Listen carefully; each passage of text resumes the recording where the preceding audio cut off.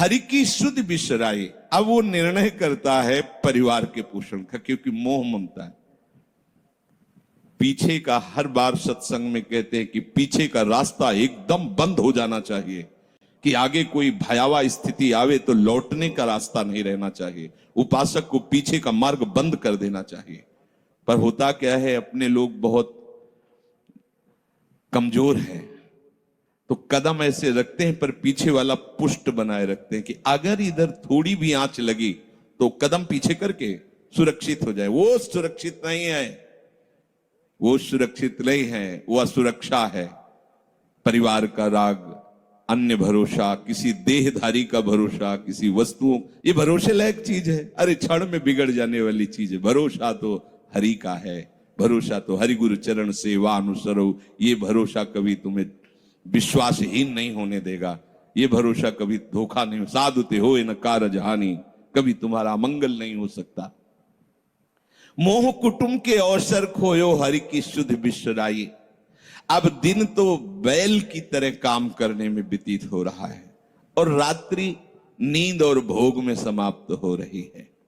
आठों पहर की 60 घड़ियां बेकार में इसने व्यतीत कर दी।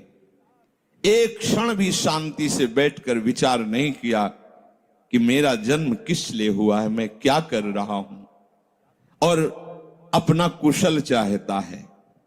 एक छिन हरि को नाम लीनो, कुशल कहां ते हुई, तब लग कुशलन जीव को सपने हो मन विश्राम। स्वप्न में भी शांति नहीं मिल सकती जब तक भजन नहीं करोगे। बालक अवस्था तो खेल में चली गई, जवानी हुआ तो अहंकार मद छाया, मैं करता मैं भोगता इसमें चली गई। जब वृद्ध आया तो रोग और चिंताओं ने घेर लिया। अब इतना दुखी है कि वो सोच भी नहीं सकता कि मैं इनसे दूर होकर भजन कर लूं। ये जो वो भजन का नाटक होता है, भजन हम देखते हैं, ऐसे ही लगा रहता है, कैसे हो और बढ़िया सब, और क्या करें, और मरने का ठौर आ रहा है, और क्या करें।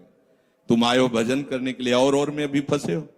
क्या कर दूं, कहां से कैसे व्यवस्था कर दूं। हम ही चला रहे हैं, भले वृंदावन में बैठे परिवार हमारे अनुसार चलेगा, हमारे ही, नहीं तो नष्ट हो जाएंगे। आए हैं वनवास करने के लिए, भजन करने के लिए, पूरा का पूरा प्रपंच दिमाग में पता लगता है। वृद्ध भय चिंताति उपजी, दुख में कछु न सुहाता। अरे भूल क्यों रहे हो, चेतो। साधु चेताता है जगत को, चेतो। काल रूपी शिकारी धनुष पर विष का बाण चढ़ा चुका है, तुम ठीक निशाने पे हो, होश में हो जाओ। अगर अब कोई तुम्हें निशाने से बचा सकता है तो काल का भी महाकाल हरि बचा सकता है, दूसरा कोई नहीं। आए अचानक बांधे, यम के दूत आकर अचानक बंधन में डाल करके ले जाते हैं। अब वो निर्णय कर रहे हैं, झूठे जग से नेह छोड़कर साचो हरिनाम उचारो। चरणदास सुखदेव कहते हैं अपना भला विचारो, इसी में अपना भला है। तो क्या करें, घर परिवार छोड़कर तुम्हारी तरह बाबा जी बन जाए? बाबा जी बनने से भगवत प्राप्ति नहीं होती। अगर आप बाबा जी बाहरी बात को ले रहे हैं तो उसको समझ लीजिए, बाबा जी बनने से भगवत प्राप्ति नहीं होती, प्रभु के होने से भगवत प्राप्ति होती है। वो आप चाहे गृहस्थ वेश में रहकर बनो या आप विरक्त वेश, 2 मार्ग शास्त्रों ने स्थापित किए हैं, वो प्रभु के लिए। अगर वेश बदल लिया है और परिवार का राग है, भोगों का राग है, संसार की सत्यता का भान हो रहा है कि सब सत्य है, कोई फर्क नहीं पड़ता। वेश परिवर्तन से कोई फर्क नहीं पड़ता। गधे की पीठ में चाहे मिट्टी ला दो, चाहे कबाड़ ला दो, चाहे बेद ला दो, उसको बाहर से मतलब है। शरीर में चाहे लाल कपड़ा पहनो, चाहे सफेद पहनो, चाहे काला पहनो, चाहे नीला पहनो, चाहे पीला पहनो, ये तो वस्त्र है। आपका उद्देश्य क्या हुआ, आपका अपनापन कहां गया, ये खास बात है। कहीं ऐसा नहीं लिखा कि बाबा जी बनने से वो मोक्ष पद प्राप्त, नहीं। जहां संत की बात आएगी वहां लक्षण होंगे, जहां भगवत प्राप्ति की बात आएगी वहां मन का प्रभु में तन्मयता होना, प्रभु में डूबना, प्रभु के चिंतन में मगन होना होगा। वो चाहे गृहस्थ हो चाहे विरक्त हो, दोनों के। एक है कि संसार का व्यवहार पसंद नहीं तो निवृत्ति मार्ग का पथिक बन गया और एक है कि संसार के व्यवहार को भगवत स्वरूप समझकर, भगवत अर्पित करते हुए अपने को प्रभु का मानकर, प्रभु को अपना मानकर चल रहा है, ठीक वैसे ही भगवत प्राप्ति उसको भी होगी। हम लोग जब सत्संग में बात सुनते हैं तो निर्णय करने के लिए हमारा ही हृदय होता है।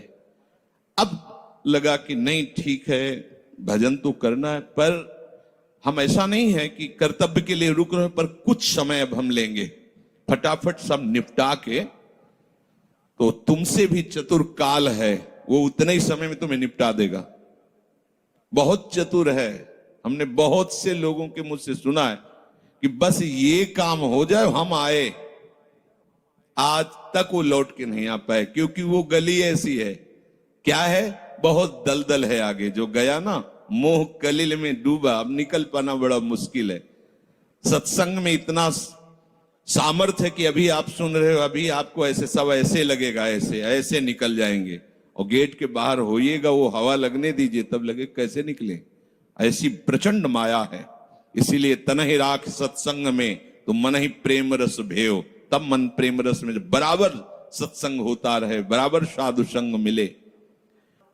ऐ साधु, ये तमाशा है, तमाशा बस 2 घड़ी का तमाशा है। यहां जितने इकट्ठे हुए हो ये सब मिल नहीं सकते। माता पिता भाई बंधु सब बिछुड़ते चले जा रहे हैं।